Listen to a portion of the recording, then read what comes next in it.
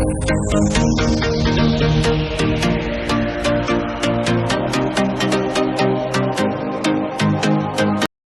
ಸ್ನೇಹಿತರೆ, ಎಲ್ರಿಗೂ ನಮಸ್ಕಾರ. ನಾನು ನಂಜನಾಯ್ಕ್. ಸ್ಪರ್ಧಾ ಕರ್ನಾಟಕ ಯೂಟ್ಯೂಬ್ ಚಾನಲ್ಗೆ ನಿಮಗೆಲ್ರಿಗೂ ಕೂಡ ಆತ್ಮೀಯವಾದ ಸ್ವಾಗತ. ಸ್ನೇಹಿತರೆ, ಇನ್ನೇನು TET ಎಕ್ಸಾಮ್ ತುಂಬ ಹತ್ತಿರ ಬರ್ತಾ ಇರುವಂಥದ್ದು.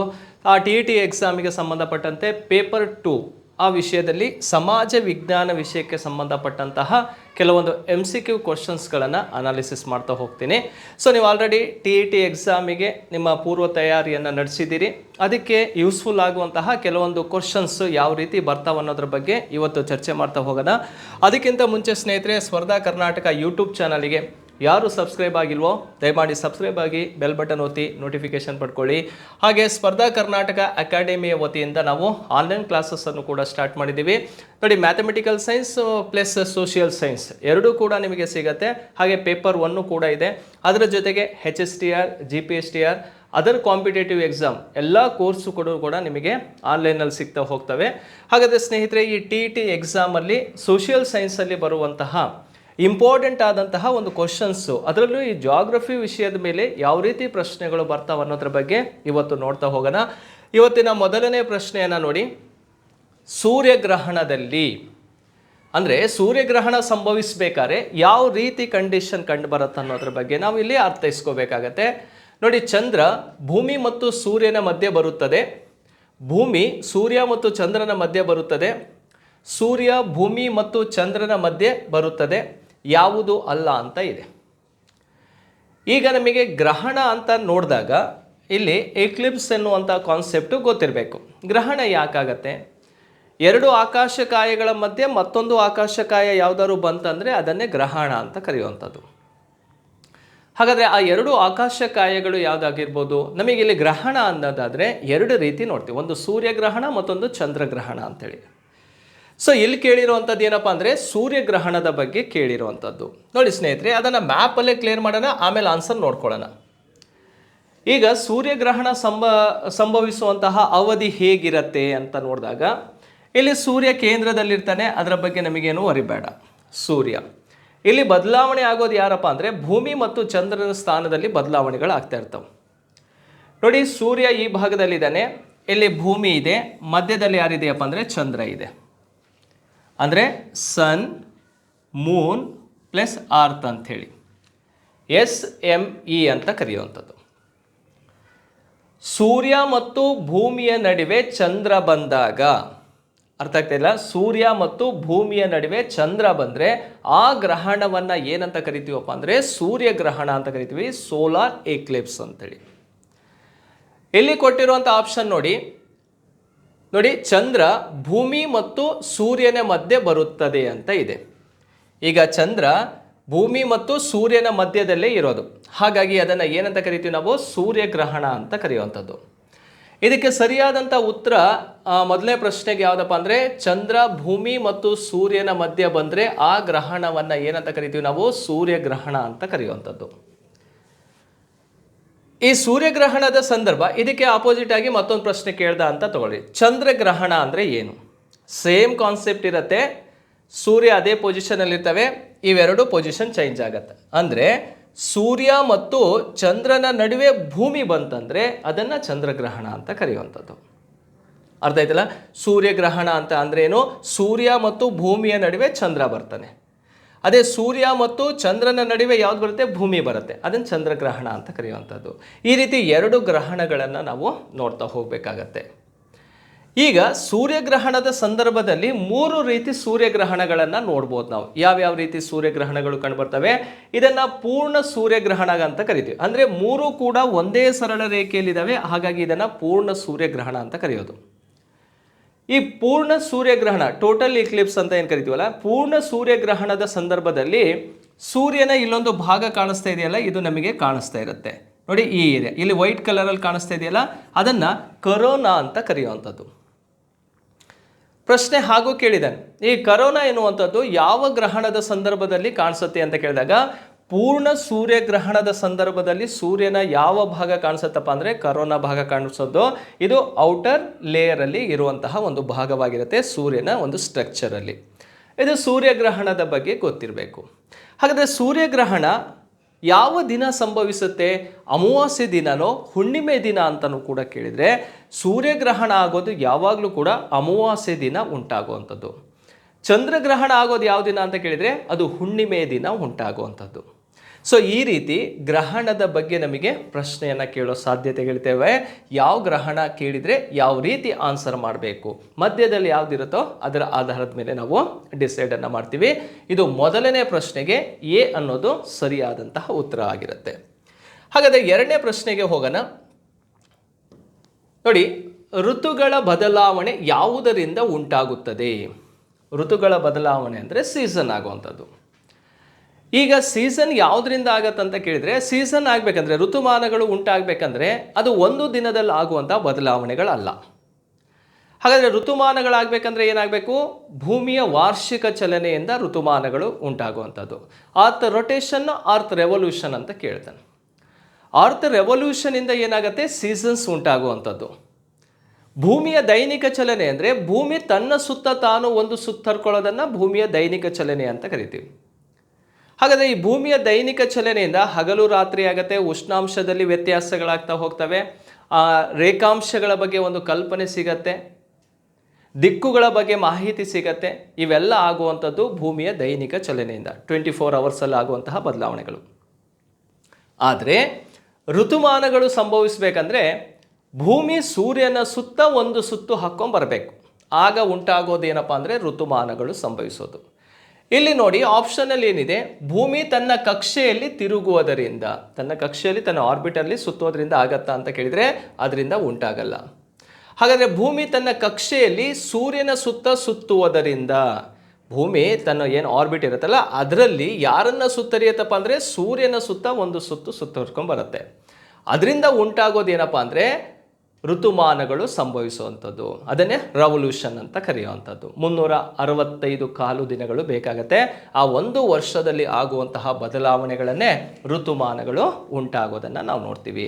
ಆ ಋತುಮಾನಗಳು ಹೇಗಿರ್ತಾವಪ್ಪ ಅಂದರೆ ಸಮ್ಮರ್ ಸೀಸನ್ ಬೇಸಿಗೆಗಾಲ ಇರುತ್ತೆ, ಹಾಗೆ ವಿಂಟರ್ ಸೀಸನ್ ಚಳಿಗಾಲ, ಆಟಮನ್ ಸೀಸನ್ ಅಂತ ಬರುತ್ತೆ ಶರತ್ಕಾಲ ಅಂಥೇಳಿ, ಸ್ಪ್ರಿಂಗ್ ಸೀಸನ್ ವಸಂತ ಕಾಲ ಅಂತ ಬರೋದು. ಆದರೆ ನಾವು ಮಾಡ್ಕೊಂಡಿರುವಂತಹ ಕಾಲಗಳನ್ನು ನೋಡ್ತಾ ಹೋದಾಗ ಯಾವ್ಯಾವ ಕಾಲಗಳು ಕಂಡು ಬರ್ತಾವಪ್ಪ ಅಂದರೆ ನಮ್ಮ ಇಂಡಿಯಾಕ್ಕೆ ಸಂಬಂಧಪಟ್ಟಂತೆ ನೋಡಿದಾಗ ಮಳೆಗಾಲ ಅಂತ ಬರುತ್ತೆ, ಹಾಗೆ ನೈಋತ್ಯ ಮಾನ್ಸೂನ್ ಮಾರುತ, ಈಶಾನ್ಯ ಮಾನ್ಸೂನ್ ಮಾರುತ ಅಂತ ಬರುತ್ತೆ. ಆದರೆ ವರ್ಲ್ಡ್ ಜಿಯೋಗ್ರಫಿಯಲ್ಲಿ ಆ ರೀತಿ ಕಂಡು ಬರಲ್ಲ. 4 ಸೀಸನ್ಸ್ ಬರುತ್ತೆ: ಸಮ್ಮರ್, ವಿಂಟರ್, ಸ್ಪ್ರಿಂಗ್, ಆಟಮನ್ ಸೀಸನ್. ವಸಂತಕಾಲ, ಶರತ್ಕಾಲ, ಬೇಸಿಗೆಗಾಲ ಮತ್ತು ಚಳಿಗಾಲ ಅಂತ ಆಗತ್ತೆ. ಈ 4 ಕಾಲಗಳಾಗಬೇಕಂದ್ರೆ 1 ವರ್ಷ ಅವಧಿ ಬೇಕಾಗತ್ತೆ. ಅದು ಋತುಮಾನಕ್ಕೆ ಸಂಬಂಧಪಟ್ಟಂತೆ ಗೊತ್ತಿರಲಿ. ಇದು ಎರಡನೇ ಪ್ರಶ್ನೆಗೆ ಸರಿಯಾದಂಥ ಉತ್ತರ ಯಾವುದಪ್ಪ ಅಂದರೆ ಬಿ ಅನ್ನೋದು ಇದಕ್ಕೆ ರೈಟ್ ಆನ್ಸರ್ ಆಗಿರುತ್ತೆ. ಓಕೆ ಸ್ನೇಹಿತರೆ, ಹಾಗಾದರೆ ಮೂರನೇ ಪ್ರಶ್ನೆಗೆ ಹೋಗೋಣ. ಈ ಕೆಳಗಿನವುಗಳಲ್ಲಿ ಯಾವುದು ಒಳಗ್ರಹಗಳನ್ನು ಪ್ರತಿನಿಧಿಸುತ್ತದೆ? ಏನು ಒಳಗ್ರಹ ಅಂದ್ರೇನು, ಹೊರಗ್ರಹ ಅಂದ್ರೇನು? ಇನ್ನರ್ ಪ್ಲಾನೆಟ್ ಮತ್ತು ಔಟರ್ ಪ್ಲಾನೆಟ್ ಅಂತ 2 ಬರ್ತಾವೆ. ಇನ್ನರ್ ಪ್ಲಾನೆಟ್ ಯಾವುದು, ಔಟರ್ ಪ್ಲಾನೆಟ್ ಯಾವುದು ಅಂತ ನೋಡಿದಾಗ, ಸೊ ಯಾವ ಗ್ರಹಗಳು ಭೂಮಿಯ ಆಕಾರವನ್ನು ಹೊಂದಿರುತ್ತೆ, ಹಾರ್ಡ್ ರಾಕ್ಸ್ ಇಂದ ಇರುತ್ತೆ, ಭೂಮಿಯ ಸ್ಟ್ರಕ್ಚರ್ ಇದೆಯಲ್ಲ ಆ ರೀತಿ ಕಂಡು ಬರ್ತಾವಲ್ಲ, ಅದನ್ನು ನಾವು ಏನಂತ ಕರಿತೀವಿ? ಆಂತರಿಕ ಗ್ರಹಗಳು. ಈಗ ಸೋಲಾರ್ ಸಿಸ್ಟಮ್ ಅಂತ ನೋಡಿದಾಗ ಈ ಆನ್ಸರನ್ನು ಆಮೇಲೆ ನೋಡೋಣಂತೆ. ಇಲ್ಲಿ ಸೋಲಾರ್ ಸಿಸ್ಟಮ್ ಬಗ್ಗೆ ನಮಗೆ ಒಂದು ನಾಲೆಡ್ಜ್ ಬೇಕಾಗತ್ತೆ.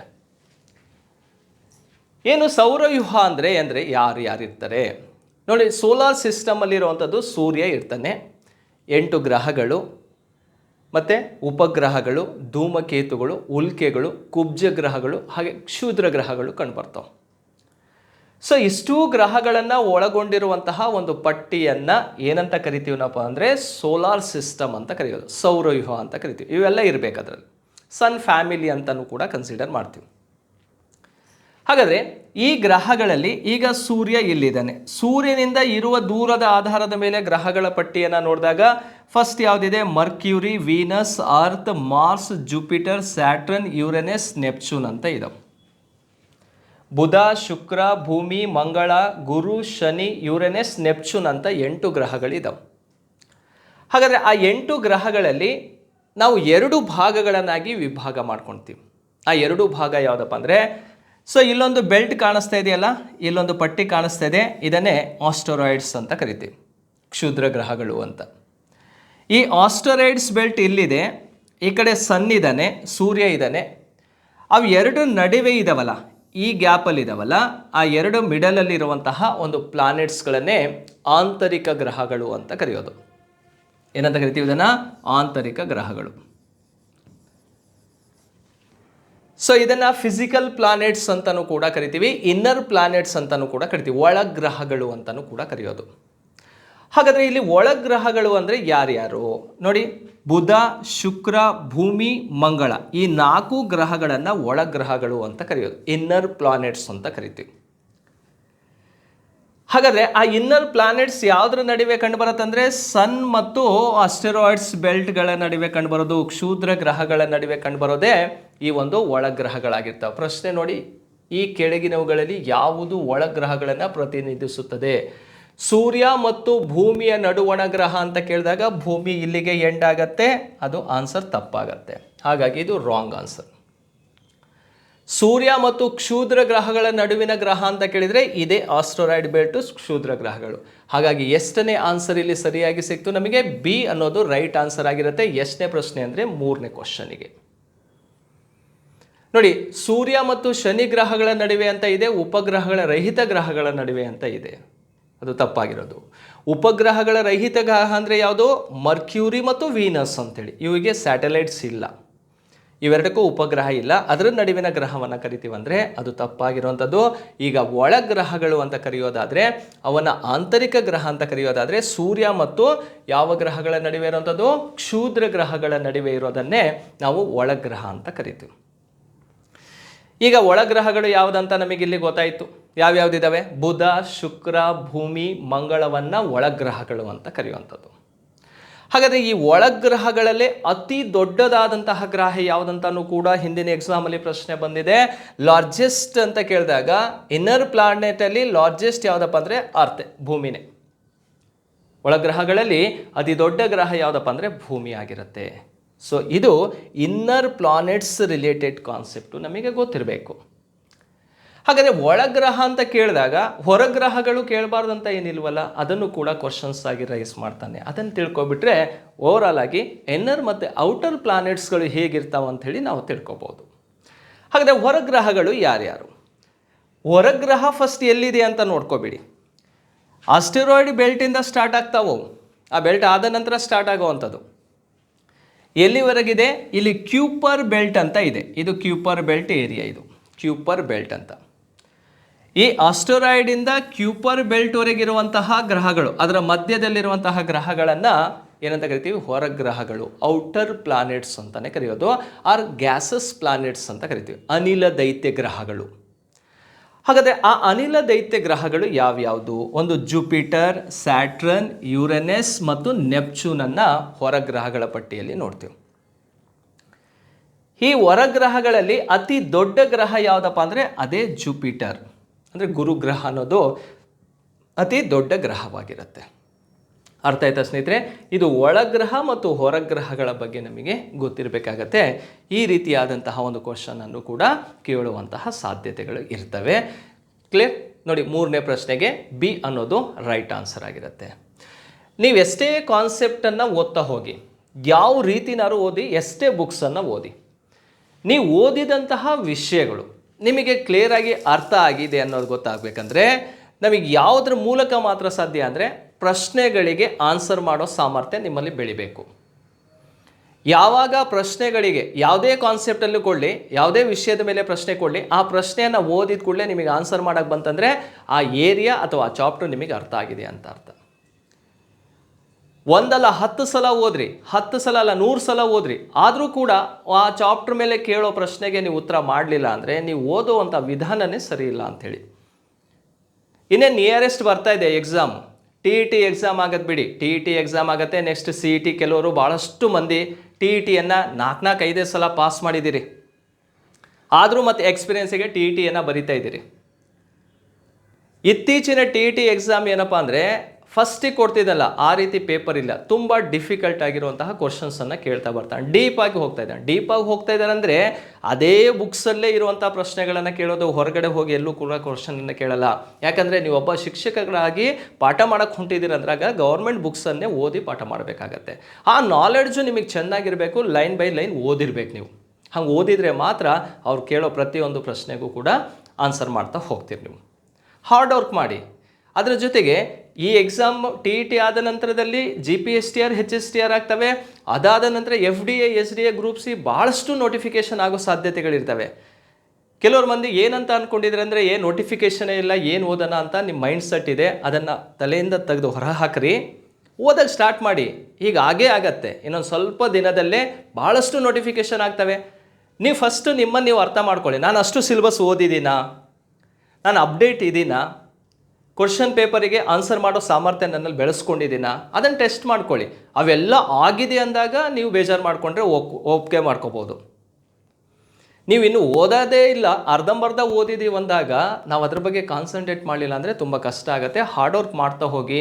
ನಮ್ಮ ಚಾನಲಲ್ಲಂತೂ ನಿಮಗೆ ಬರೀ ಕ್ವಶನ್ ಪೇಪರನ್ನೇ ಅನಾಲಿಸಿಸ್ ಮಾಡ್ತೀವಿ. ಯಾವ ಕ್ವಶನ್ ಪೇಪರನ್ನು ನಮ್ಮ ಚಾನಲಲ್ಲಿ ಫೋಕಸ್ ಮಾಡ್ತೀವಿ ಅಂದರೆ, ನೀವು ಆಲ್ರೆಡಿ ಸಬ್ಜೆಕ್ಟನ್ನು ಓದಿರ್ತೀರಿ, ಪಾಠ ಕೇಳಿರ್ತೀರಿ, ಎಲ್ಲದೂ ಕೂಡ ಅರ್ಥ ಮಾಡ್ಕೊಂಡಿರ್ತೀರಿ. ಆದರೆ ಪ್ರಶ್ನೆಗಳು ಬಂದಾಗ ಹೇಗೆ ಅನಾಲಿಸಿಸ್ ಮಾಡಬೇಕಂತ ಗೊತ್ತಾಗಬೇಕು ಅಂತ ಉದ್ದೇಶದಿಂದನೇ ಎಲ್ಲ ವಿಷಯಗಳನ್ನು ಒಳಗೊಂಡಂತೆ ಪ್ರಶ್ನೆಗಳನ್ನು ಅನಾಲಿಸಿಸ್ ಮಾಡ್ತಾ ಇರೋದು. ಭಾಳಷ್ಟು ವೀಡಿಯೋಸ್ಗಳಿದ್ದಾವೆ, ಎಲ್ಲ ಸಬ್ಜೆಕ್ಟ್ ವೀಡಿಯೋಸ್ಗಳಿದ್ದಾವೆ. ಫಾಲೋ ಮಾಡಿ, ಚೆಂದ ಓದಿ, ಅರ್ಥ ಮಾಡ್ಕೊಳ್ಳಿ, ನಿಮ್ಮ ಜ್ಞಾನವನ್ನು ಹೆಚ್ಚಿಸ್ಕೊಳ್ರಿ ಅಂತ ಹೇಳ್ಬೋದು ನಾವು ಅಷ್ಟೇ. ಓಕೆ ಸ್ನೇಹಿತರೆ, ನೋಡಿ ಈಗ 4ನೇ ಪ್ರಶ್ನೆ ಏನಿದೆ ಅಂತ ಹೇಳಿ ನೋಡೋಣ. ಪಟ್ಟಿ 1 ಮತ್ತು ಪಟ್ಟಿ 2 ಹೊಂದಿಸಿರಿ ಅಂತ ಇದೆ.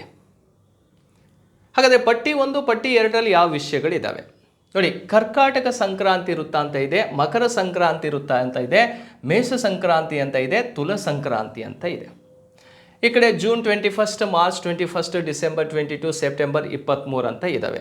ಇಲ್ಲಿ ಆಪ್ಷನು ಕೂಡ ಇದೆ, ಸಂಕೇತಗಳನ್ನು ಕೊಟ್ಟಿದ್ದಾರೆ. ಇದಕ್ಕೆ ಸರಿಯಾದಂತಹ ಉತ್ತರವನ್ನು ನೋಡೋಕ್ಕಿಂತ ಮುಂಚೆ ಫಸ್ಟ್ ಈಗ ಸನ್ ಪೊಸಿಷನ್ ಮೇಲೆ ಈ ರೀತಿ ಪಟ್ಟಿ ಮಾಡಿರುವಂಥದ್ದು. ಸನ್ ಪೊಸಿಷನ್ ಅಂದರೆ ಈಗ ಭೂಮಿ ಸೂರ್ಯನನ್ನು ಸುತ್ತುವಂಥ ಅವಧಿಯಲ್ಲಿ ಆ ಸೂರ್ಯನ ನೇರ ಕಿರಣಗಳು ಈ 4 ರೇಖೆಯ ಮೇಲೆ ಬೀಳ್ತಾ ಇರ್ತವೆ. ಆ 4 ರೇಖೆ ಯಾವ್ಯಾವುದು ಅಂತ ಗೊತ್ತಿರಬೇಕಲ್ವಾ. ಇದು 0 ಡಿಗ್ರಿ, 0 ಡಿಗ್ರಿ ಸಮಭಾಜಕ ವೃತ್ತ, ಇದು 23.5 ಡಿಗ್ರಿ ಟ್ರಾಪಿಕ್ ಆಫ್ ಕ್ಯಾನ್ಸರ್ ಕರ್ಕಾಟಕ ಸಂಕ್ರಾಂತಿ ವೃತ್ತ, ಇದು 23.5 ಡಿಗ್ರಿ ಮಕರ ಸಂಕ್ರಾಂತಿ ವೃತ್ತ ಟ್ರಾಪಿಕ್ ಆಫ್ ಕ್ಯಾಪ್ರಿಕಾನ್ ಅಂಥೇಳಿ ಮಕರ ಸಂಕ್ರಾಂತಿ ವೃತ್ತ. ಇವುಗಳ ಆಧಾರದ ಮೇಲೆ ಸನ್ ಪೊಸಿಷನ್ ಎಲ್ಲೆಲ್ಲಿ ಇರುತ್ತೋ ಅದರ ಮೇಲೆ ಪ್ರಶ್ನೆಯನ್ನು ರೈಸ್ ಮಾಡಿರೋದು. ನೋಡಿ, ಕಟಕ ಸಂಕ್ರಾಂತಿ ಅಂತ ನೋಡೋಕ್ಕಿಂತ ಮುಂಚೆ ಸೂರ್ಯನ ಕಿರಣಗಳು ಯಾವ್ಯಾವ ಅವಧಿಯಲ್ಲಿ ಎಲ್ಲೆಲ್ಲಿ ಬೀಳತ್ತಂತ ತಿಳ್ಕೊಬೇಡಿ. ನೋಡಿ, ಮಾರ್ಚ್ 21ರಂದು, ಮಾರ್ಚ್ 21 ಸೂರ್ಯನ ನೇರ ಕಿರಣಗಳು ಎಲ್ಲಿ ಬೀಳ್ತಾವಪ್ಪ ಅಂದರೆ ಸಮಭಾಜಕ ವೃತ್ತದ ಮೇಲೆ ಬೀಳ್ತಾವೆ. ಮಾರ್ಚ್ ತಿಂಗಳ ನಂತರ ಸೂರ್ಯ ಉತ್ತರ ಗೋಳಾರ್ಧದ ಕಡೆ ಮೂವ್ ಆಗತ್ತೆ. ಇಲ್ಲಿ ಕರ್ಕಾಟಕ ಸಂಕ್ರಾಂತಿ ವೃತ್ತದ ಮೇಲೆ ಬೀಳುವಂತಹ ದಿನ ಯಾವುದಪ್ಪ ಅಂದರೆ ಜೂನ್ 21ಕ್ಕೆ ಬೀಳುತ್ತೆ, ಜೂನ್ 21. ಅದಾದ ನಂತರ ಮತ್ತೆ ಸೂರ್ಯ ಸಮಭಾಜಕ ವೃತ್ತದ ಮೇಲೆ ಬೀಳಕ್ಕೆ ಸ್ಟಾರ್ಟ್ ಮಾಡುತ್ತೆ. ಆ ದಿನ ಯಾವುದಪ್ಪ ಅಂದರೆ ಸೆಪ್ಟೆಂಬರ್ 23 ಆಗಿರುತ್ತೆ, ಸೆಪ್ಟೆಂಬರ್ 23. ನೆಕ್ಸ್ಟ್ ಅದಾದ ನಂತರ ಸೂರ್ಯ ಸೌತ್ ಕಡೆ ಬರ್ತಾನೆ, ಮಕರ ಸಂಕ್ರಾಂತಿ ವೃತ್ತದ ಮೇಲೆ ಬೀಳಕ್ಕೆ ಸ್ಟಾರ್ಟ್ ಮಾಡ್ತಾನೆ. ಆ ದಿನ ಯಾವುದಪ್ಪ ಅಂದರೆ ಡಿಸೆಂಬರ್ 22 ಆಗಿರುತ್ತೆ. ಅವೆಲ್ಲ ಡೇಟು ಇಲ್ಲಿದೆ. ಈಗ ಯಾವ್ಯಾವ ಡೇಟನ್ನು ಏನಂತ ಕರಿತೀವಿ ನೋಡಿ. ಮೇಷ ಸಂಕ್ರಾಂತಿ ಅಂತ ಕರೆಯುವಂಥದ್ದು. ಮೇಷ ಸಂಕ್ರಾಂತಿ ಅಂತ ಕರೆಯುವಂತಹ ದಿನ ಯಾವುದಾಗಿರತ್ತಪ್ಪ ಅಂದರೆ ಅರ್ಥ ಮಾಡ್ಕೊಳ್ಳಿ. ಯಾವಾಗ ಸೂರ್ಯನ ನೇರ ಕಿರಣಗಳು ಸಮಭಾಜಕ ವೃತ್ತದ ಮೇಲೆ ಬೀಳ್ತಾವಲ್ಲ, ಆ ಸಮಭಾಜಕ ವೃತ್ತದ ಮೇಲೆ ಬಿದ್ದು ಉತ್ತರದ ಕಡೆ ಮೂವ್ ಆಗೋಕ್ಕೆ ಸ್ಟಾರ್ಟ್ ಆಗುತ್ತಲ್ಲ, ಆ ಅವಧಿಯನ್ನು ಏನಂತ ಕರಿತೀವಿ? ಮೇಷ ಸಂಕ್ರಾಂತಿ ಅಂತ ಕರಿತೀವಿ. ಹಾಗಾದರೆ ಮೇಷ ಸಂಕ್ರಾಂತಿಯ ದಿನ ಯಾವುದಪ್ಪ ಅಂದರೆ ಮಾರ್ಚ್ 21 ಆಗಿರುತ್ತೆ. ಇದೇ ಮೇಷ ಸಂಕ್ರಾಂತಿಯ ದಿನ ಮಾರ್ಚ್ 21. ನೆಕ್ಸ್ಟ್ ನೋಡಿ, ಆ ಫಸ್ಟಿಂದ ನೋಡೋದಾದರೆ ಕರ್ಕಾಟಕ ಸಂಕ್ರಾಂತಿ ಅಥವಾ ದಕ್ಷಿಣ ಸಂಕ್ರಮಣ ಅಂತ ಕರಿತೀವಿ. ದಕ್ಷಿಣಾಯನ ಅಥವಾ ದಕ್ಷಿಣ ಸಂಕ್ರಮಣ ಅಂತಲೂ ಕೂಡ ಕರಿತೀವಿ. ಆ ದಿನ ಯಾವುದು ನೋಡಿ. ಆ ದಿನ ಏನಾಗಿರುತ್ತಪ್ಪ ಅಂದರೆ ಸೂರ್ಯನ ನೇರ ಕಿರಣಗಳು ನೋಡಿ ಈ ರೇಖೆ ಮೇಲೆ ಬೀಳ್ತಾವೆ. ಈ ರೇಖೆಯನ್ನು ಕರ್ಕಾಟಕ ಸಂಕ್ರಾಂತಿ ವೃತ್ತ ಟ್ರಾಪಿಕ್ ಆಫ್ ಕ್ಯಾನ್ಸರ್ ಅಂತ ಕರೆಯುವಂಥದ್ದು. ಈ ಟ್ರಾಪಿಕ್ ಆಫ್ ಕ್ಯಾನ್ಸರ್ ಮೇಲೆ ಬಿದ್ದ ನಂತರ ಅವು ಯಾವ ಕಡೆ ಮೂವ್ ಆಗ್ತಾವೆ ನೋಡಿ. After June 21 move to southern hemisphere, ದಕ್ಷಿಣದ ಕಡೆ ಮುಖ ಮಾಡ್ತಾ ಇದ್ದಾವೆ. ಇಲ್ಲಿ ಜೂನ್ 21 ನಂತರ ಅವು ದಕ್ಷಿಣದ ಕಡೆ ಬರೋದ್ರಿಂದ ಇದನ್ನು ಏನಂತ ಕರಿತೀವಿ, ದಕ್ಷಿಣಾಯನ ಸಂಕ್ರಮಣ ಅಂತಲೇ ಕರೆಯುವಂಥದ್ದು. ಹಾಗಾದರೆ ಆ ದಿನ ಯಾವುದಪ್ಪ ಅಂದರೆ ಜೂನ್ 21 ಸರಿಯಾದಂತಹ ಆಪ್ಷನ್ ಆಗಿರುತ್ತೆ. ಎಗೆ 1 ಅನ್ನೋದು ಸರಿ. ಇಲ್ಲೂ ಕೂಡ ನೋಡೋಣ, ಎಗೆ 1 ಸರಿ ಇದೆ ಅಂದಾಗ 1ನೇ ಆಪ್ಷನಲ್ಲಿ ಕಂಡು ಬರುತ್ತೆ. ಮತ್ತೆಲ್ಲರೂ ಇದೆ ಅಂದರೆ ಎಲ್ಲೂ ಕೂಡ ಇಲ್ಲ. ಹಾಗಾಗಿ ನಾವು ನೇರವಾಗಿ ಆನ್ಸರನ್ನು ಇಲ್ಲೇ ಹುಡ್ಕೋಬೋದು. ಎಲ್ಲಿದೆಯಪ್ಪ ಅಂದರೆ ಮೊದಲನೇ ಆನ್ಸರ್ ಅನ್ನೋದೇ ಇದಕ್ಕೆ ಸರಿ. ಆದರೂ ಕೂಡ ಕ್ಲಿಯರ್ ಆಗಬೇಕಲ್ವ ನಮಗೆ. ನೋಡಿ, ಮಕರ ಸಂಕ್ರಾಂತಿ ಅಂತ ಇದೆ. ಮಕರ ಸಂಕ್ರಾಂತಿ ಅಂತ ನೋಡಿದಾಗ ನೋಡಿ, ಇದ್ರ ಮೇಲೆ ಸೂರ್ಯನ ನೇರ ಕಿರಣಗಳು ಬೀಳೋದು ಯಾವ ದಿನ ಅಂತ ಕೇಳಿದರೆ ಡಿಸೆಂಬರ್ 23. ಆಪ್ಷನ್ ಎಲ್ಲಿದೆ, 3ರಲ್ಲಿ ಇದೆ ಮಕರ ಸಂಕ್ರಾಂತಿ. ಇಲ್ಲಿ ಮಕರ ಸಂಕ್ರಾಂತಿ ವೃತ್ತದ ಮೇಲೆ ಬಿದ್ದ ನಂತರ ಸೂರ್ಯ ಯಾವ ಕಡೆ ಹೋಗ್ತಾನಪ್ಪ ಅಂದರೆ ಉತ್ತರದ ಕಡೆ ಹೋಗ್ತವೆ. ಅದನ್ನು ಉತ್ತರಾಯಣ ಅಥವಾ ಉತ್ತರ ಸಂಕ್ರಮಣ ಅಂತಲೂ ಕೂಡ ಕರೆಯುವಂಥದ್ದು. ನಾರ್ತ್ ಕಡೆ ಮೂವ್ ಆಗುತ್ತೆ. ಯಾವಾಗ, ಡಿಸೆಂಬರ್ 22 ನಂತರ. ಅದೇ ರೀತಿ ನೋಡಿ, ಮೇಷ ಸಂಕ್ರಾಂತಿ ಅಂತ ಕರಿತೀವಿ. ಸೂರ್ಯನ ನೇರ ಕಿರಣಗಳು ಎಲ್ಲಿ ಬೀಳ್ತಾವಪ್ಪ ಅಂದರೆ ಸಮಭಾಜಕ ವೃತ್ತದ ಮೇಲೆ ಬೀಳ್ತವೆ. ಬಿದ್ದ ನಂತರ ನಾರ್ತ್ ಕಡೆ ಮೂವ್ ಆಗ್ತವೆ. ಇದನ್ನು ಮೇಷ ಸಂಕ್ರಾಂತಿ ಅಂತ ಕರೆಯೋದು. ತುಲ ಸಂಕ್ರಾಂತಿ ಅಂತ ಕರಿತೀವಿ. ಯಾವ ದಿನ ಅಂದರೆ ಸೆಪ್ಟೆಂಬರ್ 23 ಆಗಿರುತ್ತೆ. ಆ ಸೆಪ್ಟೆಂಬರ್ 23ರಲ್ಲಿ ಅದೇ ಸೂರ್ಯ ಸಮಭಾಜಕ ವೃತ್ತದ ಮೇಲೆ ಬೀಳ್ತಾನೆ. ಆ ಕಡೆ ಯಾವ ಕಡೆ ಮೂವ್ ಆಗುತ್ತಂದರೆ ಸೌತ್ ಕಡೆ ಮೂವ್ ಆಗ್ತಾ ಹೋಗುತ್ತೆ. ಸೊ ಇದರ ಆಧಾರವನ್ನು ಇಟ್ಕೊಂಡು, ಸನ್ ಪೊಸಿಷನ್ ಬೇಸನ್ನು ಇಟ್ಕೊಂಡು ನಾವು ಈ ರೀತಿ ದಕ್ಷಿಣಾಯನ ಅಂತ ಕರಿತೀವಿ, ಉತ್ತರಾಯಣ ಅಂತ ಕರಿತೀವಿ, ಮೇಷ ಸಂಕ್ರಾಂತಿ, ತುಲ ಸಂಕ್ರಾಂತಿ ಅಂತೇಳಿ ಡಿವೈಡ್ ಮಾಡ್ಕೊಳ್ಳುವಂಥದ್ದು. 4ನೇ ಪ್ರಶ್ನೆಗೆ ಸರಿಯಾದಂಥ ಉತ್ತರ ಯಾವುದಪ್ಪ ಅಂದರೆ ಎ ಅನ್ನೋದು ರೈಟ್ ಆನ್ಸರ್ ಆಗಿರುತ್ತೆ. ನೆಕ್ಸ್ಟ್ ಕ್ವಶನಿಗೆ ಹೋಗೋಣ. ಅಂತಾರಾಷ್ಟ್ರೀಯ ದಿನರೇಖೆ ಡೇಟ್ ಲೈನ್ ಯಾವ ಸ್ಥಳದಲ್ಲಿದೆ ಅಂತ ಇದೆ. ಇಂಟರ್ನ್ಯಾಷನಲ್ ಡೇಟ್ ಲೈನ್ ಅನ್ನುವಂಥದ್ದು ಎಳೆದಿದ್ದು ಯಾವ ಉದ್ದೇಶಕ್ಕೋಸ್ಕರಪ್ಪ ಅಂದರೆ ಇಡೀ ಭೂಮಿಯನ್ನು ಸುತ್ತುವರಿಯುವಂಥ ಅವಧಿಯಲ್ಲಿ ಡೇಟ್ ಆ್ಯಂಡ್ ಟೈಮಲ್ಲಿ ವೇರಿಯೇಷನ್ ಆಗುತ್ತೆ. ಯಾಕಂದರೆ ಒಂದು ಗೋಳದಲ್ಲಿ ಹಗಲಿದ್ರೆ ಮತ್ತೊಂದು ಗೋಳದಲ್ಲಿ ರಾತ್ರಿ ಇರುತ್ತೆ. ಆಗ ಡೇ ಟು ಟೈಮಲ್ಲಿ ವೇರಿಯೇಷನ್ ಆದಾಗ ಅದನ್ನು ಅವಾಯ್ಡ್ ಮಾಡೋದಕ್ಕೋಸ್ಕರ ಈ ಒಂದು ರೇಖೆಯನ್ನು ಡ್ರಾ ಮಾಡಿರುವಂಥದ್ದು. ಆ ರೇಖೆ ಎಲ್ಲಿದೆ ನೋಡಿ, ಆರ್ಟಿಕ್ ಸಾಗರದಲ್ಲಿದೆಯೋ, ಹಿಂದೂ ಮಹಾಸಾಗರದಲ್ಲಿದೆಯೋ, ಅಂಟಾರ್ಟಿಕ್ ಸಾಗರದಲ್ಲಿದೆಯೋ ಅಥವಾ ಪೆಸಿಫಿಕ್ ಸಾಗರದಲ್ಲಿದೆಯೋ ಅಂತ ಕೇಳಿರುವಂಥದ್ದು. ಇದಕ್ಕೆ ಸರಿಯಾದಂಥ ಉತ್ತರ ಎಲ್ಲಿದೆಯಪ್ಪ ಅಂದರೆ ಇದು ಪೆಸಿಫಿಕ್ ಮಹಾಸಾಗರದಲ್ಲಿ ಕಂಡುಬರುವಂಥದ್ದು. ಯಾವುದು, ಇಂಟರ್ನ್ಯಾಷನಲ್ ಡೇಟ್ ಲೈನ್. ಹಾಗಾದರೆ ಆ ಅಂತಾರಾಷ್ಟ್ರೀಯ ದಿನರೇಖೆಯ ಬಗ್ಗೆ ಏನೆಲ್ಲ ಗೊತ್ತಿರಬೇಕು ನಮಗೆ ಕಾನ್ಸೆಪ್ಟು. ಇಲ್ಲಿ ನೋಡಿ, ಇದೇ ಅಂತಾರಾಷ್ಟ್ರೀಯ ದಿನರೇಖೆ, ಇಂಟರ್ನ್ಯಾಷನಲ್ ಡೇಟ್ ಲೈನ್.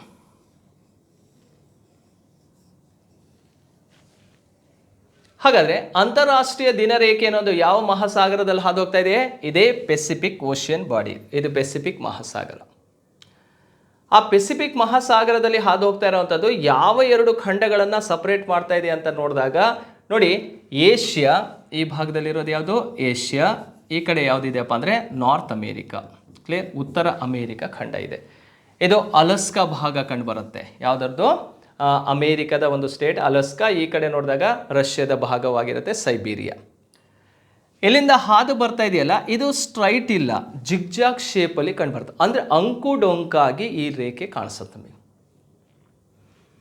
ಯಾಕೆ ಇದನ್ನು ಅಂಕು ಡೊಂಕಾಗಿ ಎಳೆಯಲಾಯಿತು ಅಂತ ನೋಡಿದಾಗ, ಈ ರೇಖೆ ಏನಾದ್ರು ಸ್ಟ್ರೈಟಾಗಿ ಬಂದಾಗ ಒಂದು ದ್ವೀಪ ಇದೆ, ಐಲ್ಯಾಂಡ್ ಇದೆ ಅನ್ನೋದಾದರೆ ಆ ದ್ವೀಪದ ಮಧ್ಯ ಬಂತಂದರೆ 2 ಡೇಟನ್ನು ಇಟ್ಕೋಬೇಕಾಗತ್ತೆ, 2 ಟೈಮನ್ನು ಇಟ್ಕೋಬೇಕಾಗತ್ತೆ. ಅದು ಪ್ರಾಬ್ಲಮ್ ಆಗತ್ತಂತಲೇ ಈ ರೇಖೆಯನ್ನು ಜಿಗ್ಜಾಗ್ ಶೇಪಲ್ಲಿ ಡ್ರಾ ಆಗಿರುವಂಥದ್ದು. ಹಾಗಾದರೆ ಇಲ್ಲಿಂದ ಹಾದು ಬರ್ತಾ ಇದೆಯಲ್ಲ, ಇಲ್ಲೊಂದು ಜಲಸಂಧಿ ಇದೆ. ಆ ಜಲಸಂಧಿ ಹೆಸರೇನಪ್ಪ ಅಂದರೆ ಬೇರಿಂಗ್ ಸ್ಟ್ರೈಟ್ ಅಂತ. ಬೇರಿಂಗ್ ಜಲಸಂಧಿಯ ಮೂಲಕ ಹಾದು ಬರುತ್ತೆ ಪೆಸಿಫಿಕ್ ಓಷಿಯನಲ್ಲಿ. ಹಾಗಾಗಿ ಇದು ತುಂಬಾ ಇಂಪಾರ್ಟೆಂಟ್ ಇರುತ್ತೆ. ಯಾವ ರೇಖಾಂಶದಲ್ಲಿ ಕಂಡು ಬರುತ್ತೆ ಅಂದರೆ ಇದು 180 ಡಿಗ್ರಿಯನ್ನೇ ನಾವು ಏನಂತ ಕರೆಯೋದು, ಇಂಟರ್ನ್ಯಾಷನಲ್ ಡೇಟ್ ಲೈನ್ ಅಂತ ಕರೆಯೋದು. ಯಾವ ರೇಖಾಂಶ ಇದು, 180 ಡಿಗ್ರಿ ರೇಖಾಂಶವನ್ನೇ ಅಂತಾರಾಷ್ಟ್ರೀಯ ದಿನರೇಖೆ ಅಥವಾ ಅಂತಾರಾಷ್ಟ್ರೀಯ ತಿಥಿ ರೇಖೆ ಅಂತಲೂ ಕೂಡ ಇದನ್ನು ಕರಿತೀವಿ. ಎಲ್ಲಿಂದ ಹಾದು ಬಂತು, ಹೇಗೆ ಬಂತು, ಯಾಕೆ ಅಂಕು ಡೊಂಕಾಗಿದೆ ಅಂಥೇಳಿ ನಾವು ಇಲ್ಲಿ ತಿಳ್ಕೊಬೇಕಾಗತ್ತೆ ಈ ಒಂದು ಏರಿಯಾದ ಮೇಲೆ, ರೈಟ್. ನೆಕ್ಸ್ಟ್ ಕ್ವಶನಿಗೆ ಹೋಗೋಣ ಸ್ನೇಹಿತರೆ. ಕರ್ನಾಟಕ ಭೂಗೋಳ, ಈ ಕರ್ನಾಟಕ ಜಿಯೋಗ್ರಫಿ ಅನ್ನುವಂಥದ್ದು ನಮ್ಮ ಸಂಸ್ಥೆಯಿಂದ ಲಾಂಚ್ ಮಾಡಿರುವಂತಹ ಒಂದು ಬುಕ್ಸ್ ಆಗಿರುತ್ತೆ. ಈ ಕರ್ನಾಟಕ ಜಿಯೋಗ್ರಫಿಯಲ್ಲಿ ಯಾವ್ಯಾವ ವಿಷಯಗಳನ್ನು ಒಳಗೊಂಡಂತೆ ಈ ಒಂದು ಕಾನ್ಸೆಪ್ಟ್ ಇದೆ ಅಂತ ನೋಡಿದಾಗ ನೋಡಿ, ಇದರಲ್ಲಿ ಕರ್ನಾಟಕ ಭೂಗೋಳ ಪರಿಚಯ ಅಂತ ಇದೆ. ಕರ್ನಾಟಕ ಭೂಗೋಳ ಪರಿಚಯ ಅಂದರೆ ಕರ್ನಾಟಕದ ಪ್ರಾಕೃತಿಕ ಲಕ್ಷಣಗಳು, ಕರ್ನಾಟಕದ ಹೆಸರಿನ ಹಿನ್ನೆಲೆ ಆಗಿರ್ಬೋದು, ಅಥವಾ ಮೈಸೂರು ರಾಜ್ಯ ಇದ್ದಂತಹ ಸಂದರ್ಭದಲ್ಲಿ ಹರಿದು ಹಂಚಿ ಹೋದಂತಹ ಮೈಸೂರು ರಾಜ್ಯ ಹೇಗೆ ಏಕೀಕರಣ ಆಯಿತು ಅದರ ಹಿನ್ನೆಲೆಯೂ ಕೂಡ ಒಳಗೊಂಡಿದೆ. ವಾಯುಗುಣ ಆಗಿರ್ಬೋದು, ಮಣ್ಣು, ಸ್ವಾಭಾವಿಕ ಸಸ್ಯವರ್ಗ, ರಾಮ್ಸಾರ್ ತಾಣಗಳು, ರಾಷ್ಟ್ರೀಯ ಉದ್ಯಾನವನ, ಕೈಗಾರಿಕೆ, ಸಾರಿಗೆ ವ್ಯವಸ್ಥೆ, ಹಾಗೆ ಐತಿಹಾಸಿಕ ಸ್ಥಳಗಳನ್ನು ಕೂಡ ಒಳಗೊಂಡಂತಹ ಮಾಹಿತಿ ಇದೆ. ಕರ್ನಾಟಕದ 31 ಜಿಲ್ಲೆಗಳನ್ನು ಒಳಗೊಂಡಂತಹ ಮಾಹಿತಿನೂ ಕೂಡ ಇದರಲ್ಲಿರುತ್ತೆ.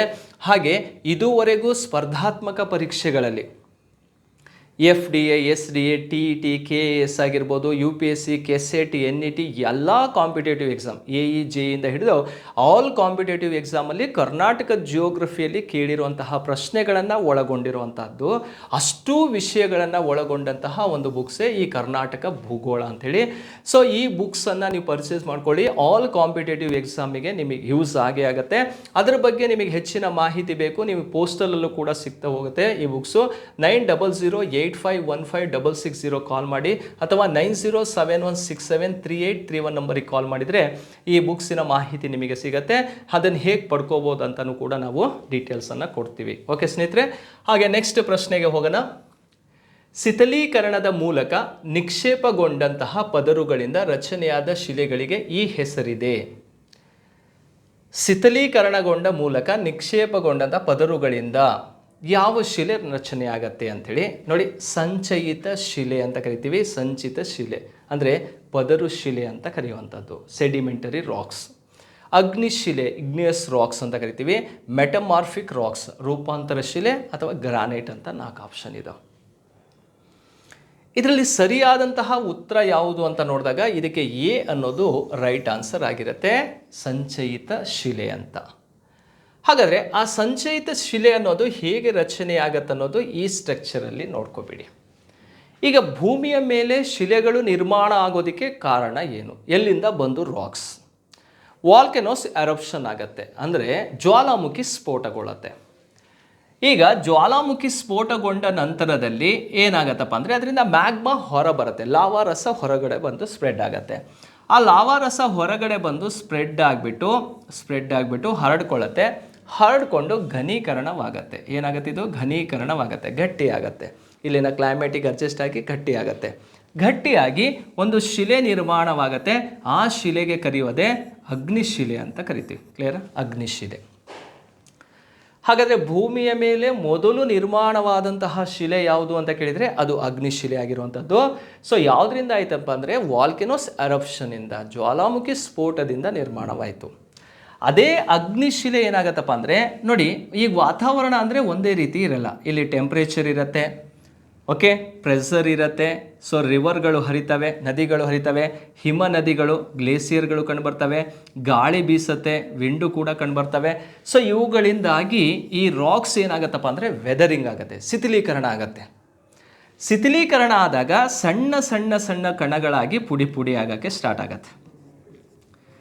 ಈ ಸಣ್ಣ ಸಣ್ಣ ಕಣಗಳನ್ನು ಏನಂತ ಕರಿತೀವಿ? ಕಣಗಳು ಅಂತ ಕರಿತೀವಿ, ಕಣಗಳು. ಆದ್ದರಿಂದ ಇದನ್ನು ಕಣಶಿಲೆ ಅಂತಲೂ ಕೂಡ ಕರಿತೀವಿ, ಸೆಡಿಮೆಂಟರಿ ರಾಕ್ಸ್ ಅಂತಲೂ ಕೂಡ ಕರೆಯೋದು. ಆ ಕಣಗಳೆಲ್ಲವೂ ಕೂಡ ಗಾಳಿ ನದಿಯಿಂದಾಗಿ ಒಂದು ಕಡೆ ಬಂದು ಸಂಚಯನ ಆಗುತ್ತೆ. ಹೀಗೆ ಲೇಯರ್ ಬೈ ಏನಾಗುತ್ತೆ? ಸಂಚಯನ ಆಗುತ್ತೆ. ಈ ಸಂಚಯನ ಆಗುವಂತಹ ಜಾಗ ಯಾವುದಾಗಿರ್ತಪ್ಪ ಅಂದರೆ ಸಾಗರ, ಸಮುದ್ರ, ಹಾಗೆ ಸರೋವರಗಳ ಭಾಗದಲ್ಲಿ ಇದು ಫಾರ್ಮೇಷನ್ ಆಗೋದು. ಇದು ಲೇಯರ್ ಬೈ ಲೇಯರ್ ಆಗೋದ್ರಿಂದ ಇದನ್ನು ಪದರು ಶಿಲೆ ಅಂತ ಕರಿತೀವಿ. ನೀರಿನಲ್ಲಿ ಆಗೋದ್ರಿಂದ ಇದನ್ನು ಜಲಜ ಶಿಲೆ ಅಂತಲೂ ಕೂಡ ಕರಿತೀವಿ. ಈಗ ಈ ರೀತಿ ಲೇಯರ್ ಬೈ ಫಾರ್ಮೇಷನ್ ಆಗಿರೋದ್ರಿಂದ ಅದನ್ನು ಏನಂತ ಕರಿತೀವಿ? ಸಂಚಯನಗೊಳ್ಳುವುದರ ಮೂಲಕ ನಿರ್ಮಾಣವಾದಂತಹ ಒಂದು ಶಿಲೆ ಆಗಿರುತ್ತೆ. ಇದು ಸೆಕೆಂಡ್ ರಾಕ್ಸ್ ಆಗಿರುತ್ತೆ. ಅದನ್ನು ಪದರು ಶಿಲೆ ಅಂತಲೂ ಕೂಡ ಕರೀತಾರೆ, ಪದರು ಶಿಲೆ, ಸೆಡಿಮೆಂಟರಿ ರಾಕ್ಸ್. ಅದೇ ಸೆಡಿಮೆಂಟರಿ ರಾಕ್ಸ್ ಏನಾಗತ್ತಪ್ಪ ಅಂದರೆ ಒಳಗಡೆ ಟೆಂಪ್ರೇಚರ್ ಮತ್ತು ಪ್ರೆಷರ್ ಎಫೆಕ್ಟಿಂದಾಗಿ ಅದು ಏನಾಗಿ ಕನ್ವರ್ಟ್ ಆಗತ್ತಪ್ಪ ಅಂದರೆ ಮೆಟಮಾರ್ಫಿಕ್ ರಾಕ್ಸ್ ಆಗತ್ತೆ, ರೂಪಾಂತರ ಶಿಲೆಯಾಗಿ ಕನ್ವರ್ಟ್ ಆಗುತ್ತೆ. ಅದೇ ರೂಪಾಂತರ ಶಿಲೆ ಭೂಮಿಯ ಆಳದಲ್ಲಿರೋದ್ರಿಂದ ಉಷ್ಣಾಂಶ ಮತ್ತು ಒತ್ತಡದಿಂದ ಮತ್ತೇನಾಯ್ತಪ್ಪ ಅಂದರೆ ಮ್ಯಾಗ್ಮವಾಗಿ ಕನ್ವರ್ಟ್ ಆಗುತ್ತೆ, ಮ್ಯಾಗ್ಮವಾಯಿತು. ಆ ಮ್ಯಾಗ್ಮಾ ಮತ್ತೆ ಜ್ವಾಲಾಮುಖಿಯ ಮೂಲಕ ಹೊರಬರುತ್ತೆ, ಮತ್ತೆ ಶಿಲೆ ಆಗುತ್ತೆ. ಇದನ್ನು ಶಿಲಾಚಕ್ರ ಅಂತಲೇ ಕರಿತೀವಿ. ಹೇಗೆ ಆಯಿತು? ಯಾವ್ಯಾವ ರಾಕ್ಸ್ ಫಾರ್ಮೇಷನ್ ಆಯಿತು? ಫಸ್ಟ್ ಯಾವುದಾಯಿತು? ಅಗ್ನಿಶಿಲೆ, ಪದರು ಶಿಲೆ, ರೂಪಾಂತರ ಶಿಲೆ ಆಗುತ್ತೆ. ಈಗ ಈ ರೂಪಾಂತರ ಶಿಲೆಯಿಂದ ಕೆಲವೊಂದು ಡೈರೆಕ್ಟಾಗಿ ಅಗ್ನಿಶಿಲೆನೇ ರೂಪಾಂತರ ಶಿಲೆಗಳಾಗ್ತವೆ. ಕೆಲವೊಂದು ಪದರು ಶಿಲೆಗಳು ಏನಾಗ್ತಾವೆ ಅಂದರೆ ರೂಪಾಂತರ ಶಿಲೆಯಾಗಿ ಕನ್ವರ್ಟ್ ಆಗೋದನ್ನು ಕೂಡ ನೋಡ್ತೀವಿ. ಇಲ್ಲಿ ಕೊಟ್ಟಿರುವಂತಹ ಪ್ರಶ್ನೆಗೆ ಸರಿಯಾದಂಥ ಉತ್ತರ ಯಾವುದಪ್ಪ ಅಂದರೆ ಎ ಅನ್ನೋದು ರೈಟ್ ಆನ್ಸರ್ ಆಗಿರುತ್ತೆ. ಹೇಗಾಯಿತು ಶಿಲೆಗಳು ಅನ್ನೋದ್ರ ಬಗ್ಗೆ ಇಲ್ಲಿ ನಾವು ತಿಳ್ಕೋಬೇಕು. ನೆಕ್ಸ್ಟ್ ಹೋಗೋಣ. ನಿಫೆ ಎಂಬ ಪದ ಕೆಳಕಂಡ ವಿಷಯಕ್ಕೆ ಸಂಬಂಧಿಸಿದೆ. ನಿಫೆ ಅಂದರೆ ಏನು? ಸಮುದ್ರ ತಳವನ್ನು ನಿಫೆ ಅಂತ ಕರಿತೀವ, ಇದು ತಪ್ಪಾಗಿರುವಂಥದ್ದು. ಭೂಮಿಯ ಒಳಪದರವನ್ನು ನಿಫೆ ಅಂತ ಕರಿತೀವ, ಇದು ಸರಿಯಾದಂತಹ ಉತ್ತರ. ಭೂಕಂಪನಗಳು, ಇದು ತಪ್ಪಾಗಿರುವಂಥದ್ದು. ಭೂಮಿಯ ಮಧ್ಯಭಾಗವನ್ನು ನಿಫೆ ಅಂತ ಕರಿತೀವಿ ಅಂದರೆ ಇದು ತಪ್ಪಾಗಿರುವಂಥದ್ದು. ಹಾಗಾದರೆ ಇದಕ್ಕೆ ಸರಿಯಾದಂಥ ಉತ್ತರ ನಮಗೆ ಯಾವುದಂತ ಗೊತ್ತಾಯಿತು. ಈಗ ಭೂಮಿಯ ಅಂತರಾಳದ ರಚನೆಯನ್ನು 3 ಭಾಗಗಳನ್ನಾಗಿ ವಿಭಾಗ ಮಾಡಿಕೊಂಡು ಸ್ಟಡಿ ಮಾಡ್ಕೊಳ್ತೀವಿ. ಸೊ ಇದನ್ನು ಶಿಲಾಗೋಳ ಅಂತ ಕರೆಯೋದು. ಯಾವುದಿದು? ಶಿಲಾಗೋಳ. ಸೊ ಎರಡನೇದನ್ನು ಮಧ್ಯಗೋಳ ಅಥವಾ ಮಿಶ್ರಗೋಳ ಅಂತ ಕರಿತೀವಿ, ಇದನ್ನು ಕೇಂದ್ರಗೋಳ ಅಂತ ಕರೆಯುವಂಥದ್ದು. ಕ್ರಸ್ಟ್, ಮ್ಯಾಂಟಲ್ ಆ್ಯಂಡ್ ಕೋರ್ ಅಂತ ಕರಿತೀವಿ. ಈ 3 ಲೇಯರಲ್ಲಿ ಈ ಕೋರ್ ಇದೆಯಲ್ಲ, ಕೇಂದ್ರ ಗೋಳದಲ್ಲಿ ಕಂಡುಬರುವಂತಹ ಒಂದು ಖನಿಜವನ್ನೇ ನಿಫೆ ಅಂತ ಕರೆಯೋದು. ನಿಫೆ ಅಂದರೆ ಏನು? ನಿಫೆ ಅಂತ ಭಾಳಷ್ಟು TET ಎಕ್ಸಾಮಲ್ಲಿ ಮತ್ತು CET ಎಕ್ಸಾಮಲ್ಲಿ ಪ್ರಶ್ನೆಯಾಗಿ ಇದು ಬರ್ತಾನೆ ಇರುತ್ತೆ. ನಿಫೆ ಅನ್ನೋದು ಎಲ್ಲಿ ಕಂಡುಬರುತ್ತೆ ಅಂದರೆ ಕೇಂದ್ರ ಗೋಳದಲ್ಲಿ ಕಂಡುಬರೋದು. ನಿಕ್ಕಲ್ ಆ್ಯಂಡ್ ಫೆರಸ್ ಅಂಥೇಳಿ, ನಿಕ್ಕಲ್ ಮತ್ತು ಕಬ್ಬಿಣವನ್ನು ಒಳಗೊಂಡಿರುವಂತಹ ಒಂದು ಲೇಯರೇ ನಿಫೆ ಆಗಿರುತ್ತೆ. ಆ ನಿಫೆ ಕಂಡುಬರೋದೆಲ್ಲಪ್ಪ ಅಂದರೆ ಈ ಕೇಂದ್ರ ಗೋಳದಲ್ಲಿ ಕಂಡುಬರುವಂತಹ ಪ್ರಮುಖ ಖನಿಜವಾಗಿರುತ್ತೆ. ಸೊ ಹಾಗಾಗಿ 7ನೇ ಪ್ರಶ್ನೆಗೆ ಸರಿಯಾದಂಥ ಉತ್ತರ ಯಾವುದಪ್ಪ ಅಂದರೆ ಭೂಮಿಯ ಒಳಪದರದಲ್ಲಿ ಕಂಡುಬರುವಂಥದ್ದು. ರೈಟ್? ಅಂದರೆ ಯಾವ ಗೋಳದಲ್ಲಿ? ಕೇಂದ್ರ ಗೋಳದಲ್ಲಿ ಕಂಡುಬರುತ್ತೆ. ನೆಕ್ಸ್ಟ್ ಕ್ವಶನಿಗೆ ಹೋಗೋಣ. ಕೆಳಗಿನ ಯಾವುದು ಸುನಾಮಿ ಉಂಟಾಗಲು ಕಾರಣವಾಗಬಹುದು? ಸುನಾಮಿ ಎಲ್ಲಾಗತ್ತನ್ನೋದು ಗೊತ್ತಿರಬೇಕು. ಭೂಕಂಪನ ಅಂದರೆ ಗೊತ್ತಿರುತ್ತೆ. ಭೂಮಿಯ ಮೇಲ್ಗಡೆ ಕಂಪನ ಆಗೋದನ್ನು ಭೂಕಂಪನ ಅಂತ ಕರಿತೀವಿ. ಆ ಭೂಮಿಯ ಅಂತರಾಳದಲ್ಲಿ ನಡೆಯುವಂತಹ ಕ್ರಿಯೆಯಿಂದ ಮೇಲ್ಗಡೆ ಏನಾಗುತ್ತೆ? ವೈಬ್ರೇಷನ್ ಆಗುತ್ತೆ, ಅದನ್ನು ಭೂಕಂಪನ ಅಂತ ಕರೆಯುವಂಥದ್ದು. ಅದೇ ಭೂಕಂಪನ ಅಂದರೆ ಸಾಗರ ಸಮುದ್ರ ತಳದಲ್ಲಿ ಭೂಕಂಪನ ಆಗತ್ತಲ್ಲ, ಆ ಭೂಕಂಪನದ ಹೊಡೆತದಿಂದಾಗಿ ಆ ಸಾಗರ ಸಮುದ್ರದ ಅಲೆಗಳು ದೊಡ್ಡ ಮಟ್ಟಕ್ಕೆ ಏರ್ತವೆ. ಆ ಅಲೆಗಳು ಕೋಸ್ಟಲಿಗೆ ಬಂದು ಹೊಡಿತವೆ. ಅದನ್ನು ನಾವು ಏನಂತ ಕರಿತೀವಪ್ಪ ಅಂದರೆ ಸುನಾಮಿ ಅಂತ ಕರೆಯೋದು. ಹಾಗಾದರೆ ಸುನಾಮಿ ಅಂದ್ರೇನು? ಜ್ವಾಲಾಮುಖಿ, ಸುಂಟರ ಗಾಳಿ, ಭೂಕಂಪನ, ಮಹಾ ಹಿಮರಾಶಿ ಅಂತ ಕರಿತೀವಿ. ಅಂದರೆ ಇದು ಕೂಡ ಸುನಾಮಿನೂ ಕೂಡ ಒಂದು ಭೂಕಂಪನದ ಭಾಗವೇ. ಆದರೆ ಎಲ್ಲಾಗುವಂಥದ್ದು ಸಾಗರ ಅಥವಾ ಸಮುದ್ರ ತಳದಲ್ಲಿ ಆಗುವಂಥ ಭೂಕಂಪನವನ್ನೇ ಕರೆಯುವಂಥದ್ದು ಸುನಾಮಿ ಅಂತ. ನೋಡಿ, ಈ ಸುನಾಮಿ ಎಂಬ ಪದ ಸು ಅಂದರೆ ಬಂದರು ಅಂಥೇಳಿ, ನಾಮಿ ಅಂದರೆ ಅಲೆ ಅಂಥೇಳಿ, ಟೋಟಲಿ ಏನಂತ ಕರಿತೀವಿ ಇದನ್ನು? ಹಾರ್ಬರ್ ವೇವ್ಸ್, ಬಂದರು ಅಲೆ ಅಂತ ಕರೆಯೋದು. ಈ ಪದವನ್ನು ಕೊಟ್ಟಂಥವ್ರು ಯಾರು? ಸುನಾಮಿ ಎಂಬ ಪದವನ್ನು ಮೊದಲು ಬಳಸಿದ್ದು ಯಾರಪ್ಪ ಅಂದರೆ ಜಪಾನ್ ರಾಷ್ಟ್ರದವರು. ಯಾಕೆ ಜಪಾನ್ನವರು ಇದನ್ನು ಸುನಾಮಿ ಅಂತ ಕೊಟ್ಟರೆ ಅದರ ಎಫೆಕ್ಟ್ ಆಗುವಂಥದ್ದೇ ಈ ಭಾಗದಲ್ಲಿ, ಜಪಾನ್ ರಾಷ್ಟ್ರದಲ್ಲಿ. ಪ್ರಪಂಚದಲ್ಲಿ ಅತಿ ಹೆಚ್ಚು ಭೂಕಂಪನಗಳು ಉಂಟಾಗುವಂತಹ ರಾಷ್ಟ್ರ ಯಾವುದಪ್ಪ ಅಂದರೆ ಜಪಾನ್ ರಾಷ್ಟ್ರ. ಅವರೇ ಕೊಟ್ಟಂತಹ ಒಂದು ಟೈಟಲ್ ಆಗಿರುತ್ತೆ. ಸಾಗರದ ಆಳದಲ್ಲಿ ಉಂಟಾಗುವ ಭೂಕಂಪನವನ್ನೇ ಏನಂತ ಕರಿತೀವಿ ನಾವು? ಸುನಾಮಿ ಅಂತ ಕರೆಯೋದು. ಇದು 8ನೇ ಪ್ರಶ್ನೆಗೆ ಸರಿಯಾಗಿರೋದು. ಡಿ ಆನ್ಸರ್ ರೈಟ್ ಆಗಿರುತ್ತೆ. ನೆಕ್ಸ್ಟ್ ಹೋಗೋಣ ಸ್ನೇಹಿತರೆ. ಮೌನ ಲೋವಾ ಎಂಬುದು ಏನದು? ಮೌನ ಲೋವಾ ಎನ್ನುವಂಥದ್ದು ಒಂದು ಜ್ವಾಲಾಮುಖಿ ಪರ್ವತ, ಅದು ವಾಲ್ಕೆನಿಕ್ ಮೌಂಟೇನ್. ಈಗ ಜ್ವಾಲಾಮುಖಿ ಅಂತ ನೋಡಿದಾಗ ಭೂಮಿಯ ಅಂತರಾಳದಲ್ಲಿರುವಂತಹ ಮ್ಯಾಗ್ಮಾ ಹೊರಬರುತ್ತೆ. ಹೊರಬರುವಂತಹ ಮ್ಯಾಗ್ಮಾ ಮೇಲ್ಗಡೆ ಹರಡಿಕೊಂಡು ಶಿಲೆ ಆಗತ್ತೆ. ಈ ಜ್ವಾಲಾಮುಖಿಯಲ್ಲಿ ನಿರಂತರವಾಗಿ ಮ್ಯಾಗ್ಮಾ ಹೊರಗಡೆ ಬರ್ತಾ ಇದ್ರೆ, ರೆಗ್ಯುಲರ್ ಮ್ಯಾಗ್ಮಾ ಹೊರಗಡೆ ಸ್ಪ್ರೆಡ್ ಆಗ್ತಾ ಇದ್ರೆ ಅದನ್ನು ಜಾಗೃತ ಜ್ವಾಲಾಮುಖಿ ಅಂತ ಕರಿತೀವಿ, ಆಕ್ಟಿವ್ ವಾಲ್ಕೆನೋಸ್. ಯಾವಾಗಲೂ ಒಮ್ಮೆ ಸ್ಫೋಟಗೊಟ್ಟು ಗೊತ್ತಿಲ್ಲದೆ ಮತ್ತೆ ದಿಢೀರ್ನೆ ಸ್ಫೋಟಗೊಳ್ತಂದರೆ ಅದಕ್ಕೆ ಕರೆಯುವಂಥದ್ದು ಲುಪ್ತ ಜ್ವಾಲಾಮುಖಿ ಅಂತ ಕರಿತೀವಿ. ಮತ್ತು ಇನ್ನೊಂದು ಜ್ವಾಲಾಮುಖಿ ಇದೆ, ಸುಪ್ತ ಜ್ವಾಲಾಮುಖಿ ಅಂತಲೂ ಕೂಡ ಕರಿತೀವಿ. ಯಾವಾಗಲೂ ಒಂದ್ಸಲ ಸ್ಫೋಟಗೊಂಡು ಮತ್ತು ಯಾವುದೇ ಕಾರಣಕ್ಕೂ ಸ್ಫೋಟಗೊಳ್ಳಿಲ್ಲ ಅಂದರೆ ಆ ರೀತಿ ಟೈಟಲನ್ನು ಕೊಡ್ತೀವಿ. ಇಲ್ಲಿ ನಾವು ಅರ್ಥ ಮಾಡ್ಕೋಬೇಕಾಗಿರೋದು ಮೌನ ಲೋವಾ ಅಂದರೆ ಏನು ಅಂತ ಗೊತ್ತಿರಬೇಕು. ಮೌನ ಲೋವ ಅನ್ನುವಂಥದ್ದು ಜೀವಂತ ಜ್ವಾಲಾಮುಖಿಗೆ ಉದಾಹರಣೆನ, ಸುಪ್ತ ಜ್ವಾಲಾಮುಖಿಗೆ ಉದಾಹರಣೆನ, ಆವಾಸನ ಜ್ವಾಲಾಮುಖಿಗೆ ಉದಾಹರಣೆನ, ಅಥವಾ ಒಂದು ಜ್ವಾಲಾಮುಖಿಯ ಪ್ರದೇಶದಲ್ಲಿರುವಂತಹ ಪೀಠಭೂಮಿಗೆ ಉದಾಹರಣೆನ. ಇದು ಯಾವುದಕ್ಕೆ ಉದಾಹರಣೆ ಅಂದರೆ ಇದು ಆಕ್ಟಿವ್ ವಾಲ್ಕೆನೋಸ್, ನಿರಂತರವಾಗಿ ಮ್ಯಾಗ್ಮಾವನ್ನು ಹೊರ ಹಾಕ್ತಾ ಇರುವಂತಹ ಒಂದು ಜ್ವಾಲಾಮುಖಿಯಾಗಿರುತ್ತೆ. ಇದನ್ನೇ ಮೌನ ಲೋವಾ ಅಂತ ಕರೆಯೋದು. ಆ ಮೌನ ಲೋವಾ ಅನ್ನುವಂಥದ್ದು ಆಕ್ಟಿವ್ ವಾಲ್ಕೆನೋಸ್ ಆಗಿರೋದು ಎಲ್ಲಿದೆ ಅಂತ ಗೊತ್ತಿರಬೇಕು. ಮೌನ ಲೋವಾ ಜ್ವಾಲಾಮುಖಿ ಎಲ್ಲಿದೆ ಅಂತ ಗೊತ್ತಿರಬೇಕು. ಮೌನ ಲೋವಾ ನೋಡಿ ಈ ಭಾಗದಲ್ಲಿ ಕಂಡುಬರುತ್ತೆ. ಯಾವ ದ್ವೀಪದಲ್ಲಿ ಕಂಡುಬರೋದು? ಇದು ಹವಾಯಿ ದ್ವೀಪದಲ್ಲಿ ಕಂಡುಬರುವಂತಹ ಒಂದು ಜ್ವಾಲಾಮುಖಿ ಹೆಸರೇ ಮೌನ ಲೋವಾ ಅಂತ ಇದೆ. ಅದರ ಪಾಯಿಂಟು ಎಲ್ಲಿದೆ? ಇದು ಹವಾಯಿ ದ್ವೀಪದ ಭಾಗದಲ್ಲಿ ಕಂಡುಬರುವಂಥದ್ದು. ಹಾಗಾದರೆ ಯಾವ ಕೆಟಗರಿಗೆ ಸೇರಿರುವಂಥದ್ದು? ಇದು ಆಕ್ಟಿವ್ ವಾಲ್ಕೆನೋಸ್ ಲೀಸ್ಟಲ್ಲಿರುವಂಥದ್ದು ಮೌನ ಲೋವಾ ಜೀವಂತ ಜ್ವಾಲಾಮುಖಿಗೆ ಉದಾಹರಣೆ ಆಗಿರುತ್ತೆ. ನೆಕ್ಸ್ಟ್ ಕ್ವಶನ್ನಿಗೆ ಹೋಗೋಣ. ಡೊಂಕು ಡೊಂಕಾಗಿ ಹರಿಯುವ ನದಿಯೊಂದು ಮುಖ್ಯ ಧಾರೆಯಿಂದ ಬೇರ್ಪಡೆಗೊಂಡಾಗ ನಿರ್ಮಾಣಗೊಳ್ಳುವ ಸರೋವರವನ್ನು ಹೀಗೆನ್ನುವರು. ಮ್ಯಾಪ್ ನೋಡ್ಕೋಬೇಡಿ, ಇದಕ್ಕೆ ಆನ್ಸರ್ ನೀವೇ ಮಾಡಬಹುದು. ನದಿಗಳು ಯಾವಾಗಲೂ ಕೂಡ ನೇರವಾಗಿ ಹರಿಯೋದಿಲ್ಲ. ಯಾಕೆ ನೇರವಾಗಿ ಹರಿಯೋದಿಲ್ಲ ಅಂದರೆ ನದಿ ಹರಿಯುವಂಥ ಭಾಗದಲ್ಲಿ ಎರಡು ಶಿಲೆಗಳು ಇರ್ತವೆ. ಒಂದು ಹಾರ್ಡ್ ರಾಕ್ಸ್ ಇರುತ್ತೆ, ಮತ್ತೊಂದು ಸಾಫ್ಟ್ ರಾಕ್ಸ್ ಇರುತ್ತೆ. ಮೃದು ಶಿಲೆ ಮತ್ತು ಕಠಿಣ ಶಿಲೆ ಅಂತ ಇರುತ್ತೆ. ಹಾಗಾದರೆ ಈ ಮೃದು ಶಿಲೆ ಮತ್ತು ಕಠಿಣ ಶಿಲೆಗಳು ಎರಡು ಶಿಲೆಗಳಲ್ಲಿ ಯಾವ ಶಿಲೆಯನ್ನು ವೆದರಿಂಗ್ ಮಾಡೋಕ್ಕೆ ಸಾಧ್ಯ? ಅದು ಸವೆಸೋಕ್ಕೆ ಸಾಧ್ಯ? ಎಲ್ಲಿ ಮೃದು ಶಿಲೆ ಇರುತ್ತೋ ಅದನ್ನು ಸವಸ್ಕೊಂಡು ಹೋಗುತ್ತೆ. ಹಾಗಾದರೆ ಆ ಮೃದು ಶಿಲೆಯನ್ನು ಸವಸ್ಕೊಂಡು ಹೋಗ್ಬೇಕಾದ್ರೆ ಸ್ಟ್ರೈಟ್ ಹೋಗೋಕ್ಕೆ ಸಾಧ್ಯತೆ ಇಲ್ಲ. ಏನಾಗುತ್ತೆ? ಈ ರೀತಿ ಅಂಕು ಡೊಂಕಾಗಿ ಹೋಗ್ತಾ ಇರುತ್ತೆ. ಅಂಕು ಡೊಂಕಾಗಿ ಈ ರೀತಿ ಹೋಗುವಂಥ ಸಂದರ್ಭದಲ್ಲಿ ಏನು ಬದಲಾವಣೆಗಳಾಗತ್ತೆ ಅನ್ನೋದು ನಮಗೆ ಇಲ್ಲಿ ಗೊತ್ತಿರಬೇಕಾಗತ್ತೆ. ನೋಡಿ, ಈಗ ಇಲ್ಲಿಂದ ನದಿ ಹರ್ಕೊಂಬರ್ತಾ ಇದೆ, ಇಲ್ಲಿಂದ ಈ ರೀತಿ ಹರ್ಕೊಂಬರ್ತಾ ಇದೆ ಅಂತ ಅಂದ್ಕೊಳ್ಳೋಣ. ಇಲ್ಲಿ ಬಂದ ಕೂಡಲೇ ಆ ನದಿ ಈ ಭಾಗದಲ್ಲಿ ಎರೋಸನ್ ಮಾಡೋಕ್ಕೆ ಸ್ಟಾರ್ಟ್ ಆಗುತ್ತೆ, ಸವಸತ್ತಿದು. ಮತ್ತು ಇಲ್ಲಿಂದ ಹೀಗೆ ಹರ್ಕೊಂಡು ಹೋಗ್ಬೇಕಾದ್ರೆ ಈ ಭಾಗದಲ್ಲಿ ಹಿಂಗೆ ಸವಸತ್ತೆ. ಹೀಗೆ ಎರೋಸನ್ ಮಾಡ್ತಾ ಮಾಡ್ತಾ ಮಾಡ್ತಾ ಮಾಡ್ತಾ ಏನಾಗುತ್ತೆ? ನದಿ ತನ್ನ ದಿಕ್ಕನ್ನು ಬದಲಾಯಿಸಿ ಹೀಗೆ ಹರ್ಕೊಂಡು ಹೋಗೋಕ್ಕೆ ಸ್ಟಾರ್ಟ್ ಆಗುತ್ತೆ. ನೋಡಿ, ಇದೇ ದಾರಿಯಲ್ಲಿ ಹಿಂಗೆ ಹರ್ಕೊಂಡು ಹೋಗೋಕ್ಕೆ ಸ್ಟಾರ್ಟ್ ಆಯಿತು. ಹಾಗಾದರೆ ಈ ಏರಿಯಾ ಇದೆಯಲ್ಲ, ಇದು ನದಿಯ ಹಳೆಯ ಮಾರ್ಗವಾಗಿರುತ್ತೆ. ನೀರು ಅಲ್ಲಿ ಯಾವಾಗಲೂ ಹಾಗೆ ನಿಂತಿರುತ್ತೆ. ಪಾಚಿ ಕಟ್ಟಿರೋ ರೀತಿಯಲ್ಲಿ ಗ್ರೀನ್ ಕಲರಲ್ಲಿ ಅಲ್ಲಿ ವಾಟರ್ ಕಾಣಿಸುತ್ತೆ.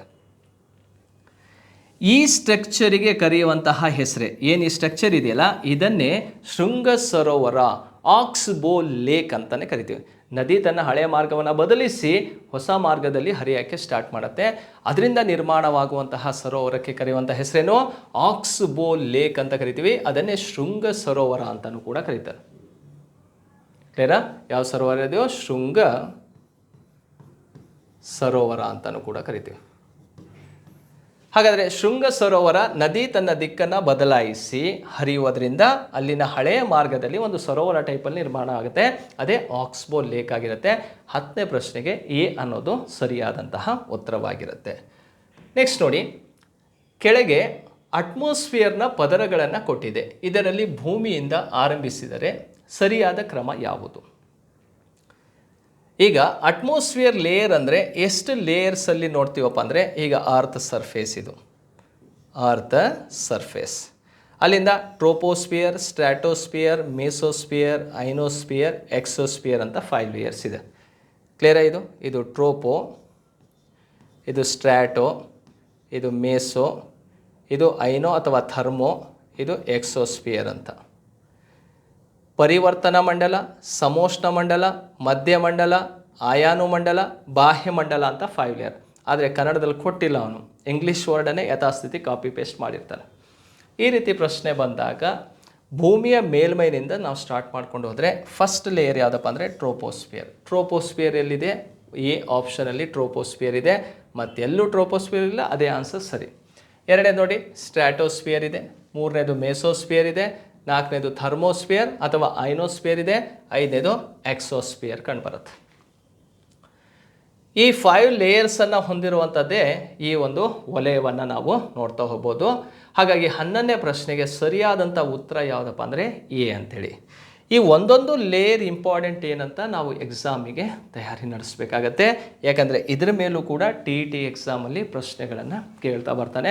ಕಂಪಲ್ಸರಿ ಈ ಏರಿಯಾದ ಮೇಲೆ ಒಂದು ಕ್ವಶನ್ಸ್ ಇದ್ದೇ ಇರುತ್ತೆ ಜಿಯೋಗ್ರಫಿ ವಿಷಯದಲ್ಲಿ. ನೋಡಿ ಇವಿಷ್ಟೂ ಕೂಡ ನಮಗೆ ಈ ಫಿಸಿಕಲ್ ಜಿಯೋಗ್ರಫಿ ರಿಲೇಟೆಡ್ ಆದಂತಹ ಒಂದು ಪ್ರಶ್ನೆಗಳಾಗಿರ್ತವೆ. ಸೊ ಹಾಗೆ ಇಂತಹ ಹಲವಾರು ಪ್ರಶ್ನೆಗಳನ್ನು ಮತ್ತೆ ನಾವು ಅನಾಲಿಸಿಸ್ ಮಾಡೋಣ. ನಿಮ್ಮ TET ಎಕ್ಸಾಮ್ ಬರೋ ಅಷ್ಟರಲ್ಲಿ almost geography, India, world, physical ಎಲ್ಲವನ್ನು ಒಳಗೊಂಡಂತಹ ಒಂದು ಪ್ರಶ್ನೆಗಳನ್ನು ಅನಾಲಿಸಿಸ್ ಮಾಡ್ತಾ ಹೋಗ್ತೀನಿ. ಸ್ನೇಹಿತರೆ, ಈ ವಿಡಿಯೋ ಇಷ್ಟವಾದರೆ ಲೈಕ್ ಮಾಡಿ, ಕಾಮೆಂಟ್ ಮಾಡಿ, ನಿಮ್ಮ ಫ್ರೆಂಡ್ಸಿಗಳಿಗೂ ಕೂಡ ಶೇರ್ ಮಾಡಿ. ಈ ಪ್ರಶ್ನೆಗಳು ನಿಮ್ಮ ಬರುವಂತಹ ಎಕ್ಸಾಮಲ್ಲಿ 100% ಯೂಸ್ಫುಲ್ ಆಗ್ತವೆ. ವಿಡಿಯೋವನ್ನು ಕಂಪ್ಲೀಟಾಗಿ ವಾಚ್ ಮಾಡಿರಿ ಅಂತ ಹೇಳ್ತಾ ಈ ಒಂದು ಕಾನ್ಸೆಪ್ಟನ್ನು ಮುಗಿಸ್ತೀನಿ. Thank you.